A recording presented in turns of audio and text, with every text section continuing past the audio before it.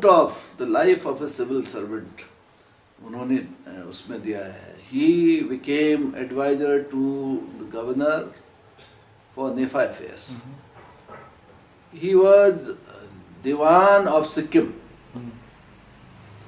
and he worked for some time with Bhutan also. तो इस तरह की उसकी वो थी कि मुझे बड़ा मजा आया कि एक सिविल सर्वेंट का लाइफ कितना इतना एनरिचिंग है. How much he can do. And I read, अच्छा मुझे लगा. एक दूसरी किताब थी A philosophy for NEFA by Verrier Alvin. Verrier was a missionary, but his way of spreading Christianity was quite unique. That he used to go wherever he used to go, he used to marry the local people. Girl. तो वहाँ गए, उसमें मध्य प्रदेश में कोई मुंडा girl से शादी कर ली. असम में जो है he married one Khasi girl. Likewise he used to do. But he was appointed during Nehru ji's time to advise on tribal affairs. Okay.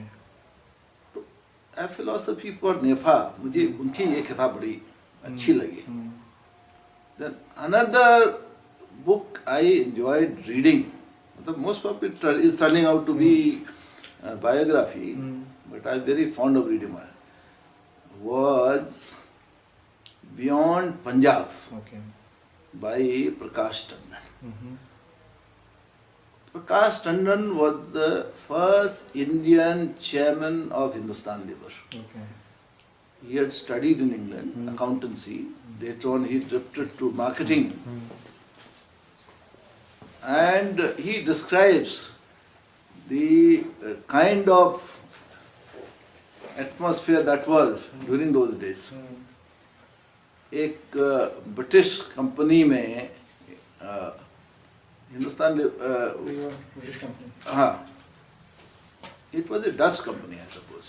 Initially वहीं से शुरुआत हुई थी. तो उसमें किस तरह की मतलब how the Indians were expected to work or function, or how even there was so much segregation during those days, even in business.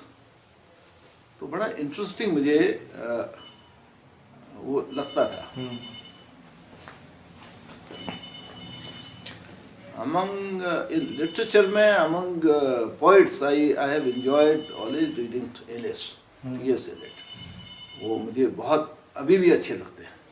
कोई फेवरेट कोट उसमें?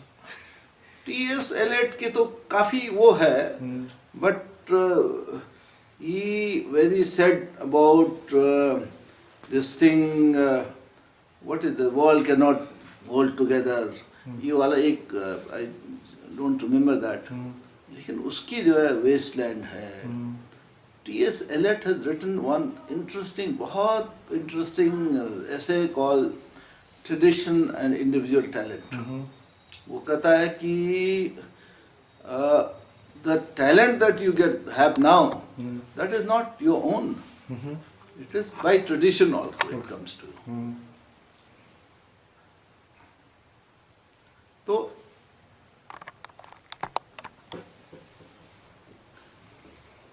and I have enjoyed reading Emily Bront का जो है Wuthering Heights. इतना मतलब it's a story which is still captivates me. बहुत मजा आता है उसको पढ़ने में. तो English literature का भी है, but I read enjoy reading Hindi literature, Hindi का भी जो है हर तरह की मुझे किताबें पढ़ने का शौक है. And I think if ever I write, I would write poems in English and fiction in Hindi. मुझे लगता है. और यानी भी हम बहुत लंबा ले गए इंटरव्यू को, तो मैं ये सोच रहा था कि समाज के लिए भी आपका जो योगदान रहा है वो तो किसी छिपा हुआ नहीं है.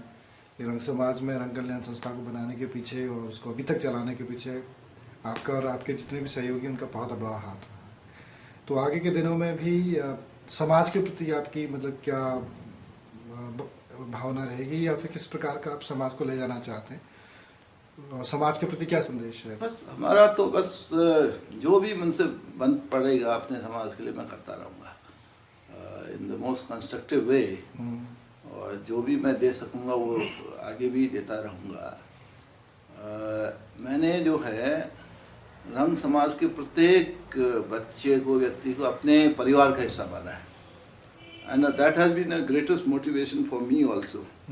यदि कोई मेरे पास आता है तो मुझे ये लगता है कि जो अपना ही बच्चा है, तो उस दृष्टि से फिर मुझे लगता है कि जब तो उसका काम ना हो मुझे फिर चैन नहीं पड़ता। मुझे लगता है कि मुझे कोशिश करते रहना चाहिए, so that what ever efforts I can make, यदि उससे किसी का काम बन सकता है तो मैं कोशिश करूँ, ये मेरा वो रहता है।